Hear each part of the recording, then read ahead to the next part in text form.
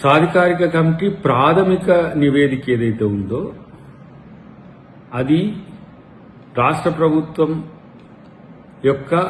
అంశాలను, రాష్ట్ర ప్రభుత్వం చేసిన పనులకు సంబంధించి కానీ, రాష్ట్ర ప్రభుత్వం తీసుకున్న చర్యల గురించి కానీ, లేదంటే సుప్రీంకోర్టు గైడ్ లైన్స్ను, చట్టాలను అనుసరించి తీసుకున్న అంశం పట్ల వారికి పూర్తి స్థాయి సమాచారం లేకుండొచ్చు అనేది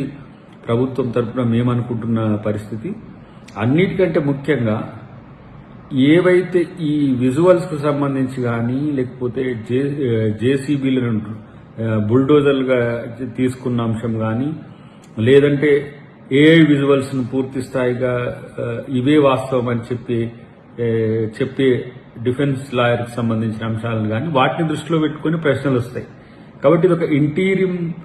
అంశంగా, మధ్యంతర అంశంగా మనం దీన్ని చూడాల్సిన సందర్భం ఉంటుంది.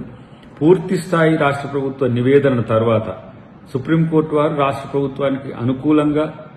లేదంటే రాష్ట్ర ప్రభుత్వం తీసుకున్న చర్యలకు అనుకూలంగా తీర్పు వస్తుందని ప్రగాఢమైన నమ్మకంతో పాటు వీళ్ళు మధ్యన క్రియేట్ చేస్తున్న అంశాలు కూడా వాళ్ళని కొంత ఇబ్బందికరమైన పరిస్థితులకు కలిగించినాయనే ఒక ఆలోచన డెఫినెట్ గా రేపటి రోజున పూర్తి స్థాయి రాష్ట్ర ప్రభుత్వం గెలుస్తుందనే నమ్మకం అయితే ఉంది.